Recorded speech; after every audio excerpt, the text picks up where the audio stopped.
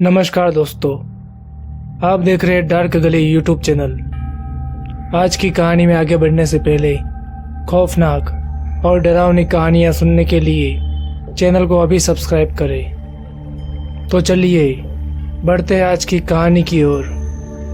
दोस्तों, उस रात जब मैं शहर से अपने गांव लौट रहा था, तब जब मैं रात को अपने गांव के बस डिपो पर पहुंचा तो तब तक पूरा गांव सो चुका था। चारों तरफ सन्नाटा छाया हुआ था, सिर्फ हवा के बहने की आवाज़ें और इसके साथ ही कुत्तों के भौंकने की आवाज़ें ही गूंज रही थी। ऊपर से मैं इस वक्त वहाँ पर अकेला ही था। कोई साथ में ना होने की वजह से मुझे थोड़ा सा डर भी लग रहा था। तभी मेरी नज़र एक साइकिल वाले पर पड़ी। वो साइकिल वाला मेरे सामने से ही आ रहा था। मैंने उस आदमी को रोका और उससे पूछा कि अरे भाई साहब, आप कहाँ पर जा रहे हो? इस पर उस आदमी ने मुझे सबसे पहले तो ऊपर से नीचे घूर घूर कर देखा और उसके बाद उसने मुझसे कहा कि नंदुरबार जा रहा हूँ। मैंने उस आदमी से कहा कि क्या आप मुझे परसी गांव तक छोड़ सकते हो? दरअसल मेरा गांव नंदुरबार के पहले ही आता है। मुझे डर था कि कहीं वो मुझे मना ना कर दे, इसलिए मैंने उस आदमी से कहा कि आप चिंता मत करिए, मैं अपने गांव तक आपकी साइकिल चला दूंगा। वो आदमी आंखें बंद करके कुछ सोचने लगा और मुझसे बोला कि चलो ठीक है, बैठ जाओ, लेकिन मैं रेलवे की पटरियों की तरफ से जाऊंगा। इस पर मैंने कहा कि ये तो और भी अच्छी बात है, रेलवे की पटरियों से हम लोग जल्दी ही पहुंच जाएंगे। हम लोग बाजार के चौड़े रास्ते से पटरियों की तरफ मुड़ जाते हैं। जब हम पटरियों के पास पहुंचे तो हमने देखा कि वहाँ पर एक लंबी मालगाड़ी पड़ी हुई थी। अब हमारा शॉर्टकट एक लॉन्ग कट में बदल गया था। हम पटरियों से दूर दूसरी तरफ जाने लगे। थोड़ा आगे आने के बाद हमारे साइकिल की चेन उतर गई थी, इसलिए हमें वहाँ पर रुकना पड़ा। वह आदमी अपनी साइकिल की चेन चढ़ा रहा था। तभी मुझे सामने से कोई आता हुआ नजर आया। मैं लगातार सामने से आते हुए आदमी को देखे जा रहा था। तभी वो साइकिल वाला अचानक अपनी साइकिल छोड़कर वहाँ से भागने लगा और भागते हुए उसने मुझसे कहा कि तुम जल्दी से यहाँ से भाग जाओ।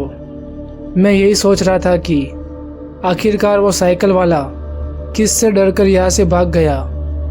मैंने सामने से आते हुए आदमी की तरफ देखा तो अब वो वहाँ पर नहीं था। मुझे अब कुछ घबराहट होने लगी थी, इसलिए मैं पटरियों के रास्ते के पास जाने लगा। क्योंकि मालगाड़ी काफ़ी लंबी थी, इसलिए मुझे मालगाड़ी से नीचे होकर जाना था। मैंने मालगाड़ी के नीचे जाकर पटरियों को पार किया और जब मैं दूसरी तरफ पहुंचा तो मेरे सामने एक आदमी खड़ा हुआ था। वह आदमी पूरी तरह से खून से भीगा हुआ था और उस आदमी के हाथों में एक धारदार हथियार था। उस आदमी का चेहरे का गुस्सा देखकर मैं ये तो समझ गया था कि वह आदमी यहाँ पर किसी गलत इरादे से खड़ा है। इससे पहले मैं कुछ कर पाता, उस आदमी ने अचानक ही मुझ पर हमला कर दिया, लेकिन मेरी किस्मत अच्छी थी कि मैं उस वार से बच गया और वहाँ से चिल्लाते हुए भागने लगा। अभी मैं भाग ही रहा था, तभी किसी पत्थर से मेरा पैर टकराया और मैं नीचे गिर गया और उस आदमी ने मुझे दबोच लिया। मुझे पकड़ते ही उसने मेरे सर पर इतने जोर से वार किया कि मैं वहीं पर बेहोश हो गया।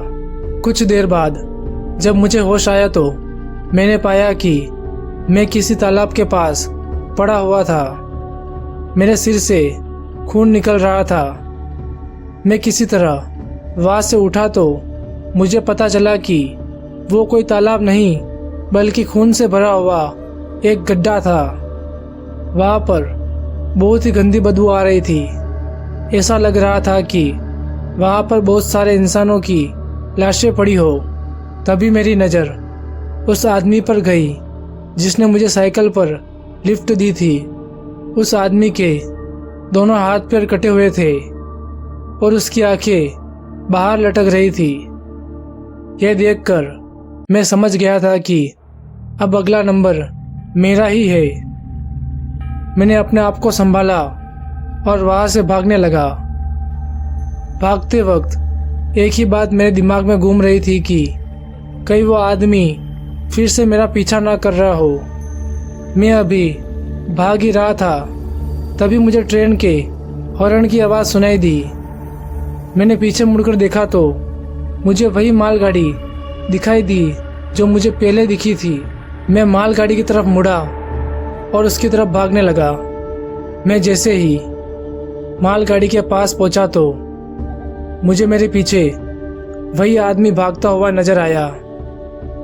मैं पूरा दम लगाकर भागने लगा था और मैंने चलती हुई मालगाड़ी पकड़ ली और उस पर चढ़ गया। अगली सुबह जब मैं अपने घर पहुंचा तो मेरी हालत देखकर घर वाले काफ़ी डर गए थे। जब मैंने उनको सारी बात बताई तो पता चला कि कुछ साल पहले गांव के ही एक आदमी की दिमागी हालत बिगड़ चुकी थी और उस आदमी ने अपने पूरे परिवार को काट कर मार दिया था। फिर वो आदमी अचानक कहीं पर गायब हो गया था, लेकिन वो आदमी छुप छुप कर गांव वालों पर हमले किया करता था। इन सब से तंग आकर गांव वालों ने उस आदमी को पकड़ लिया और उस आदमी को जान से मारकर फेंक दिया। उसके मरने के बाद भी वो आदमी लोगों को ट्रेन की पटरी के पास दिखाई देता है, क्योंकि लोगों ने उसे वहीं पर मारकर फेंका था। दरअसल उस आदमी पर शैतान ने कब्जा कर लिया था और वो शैतान ही उससे ये सब काम करवा रहा था। वो आदमी तो मर गया, लेकिन उसकी आत्मा आज भी उस शैतान के बस में है। उस शैतान ने उसकी आत्मा को और भी ज़्यादा खतरनाक और खुखार बना दिया है। इसलिए रात के वक्त कोई भी उन पटरियों के पास जाने की हिम्मत नहीं करता है। तो दोस्तों, आज की कहानी में बस इतना ही। अगर ये कहानी आपको अच्छी लगी हो तो वीडियो को लाइक करें और चैनल को अभी सब्सक्राइब करें।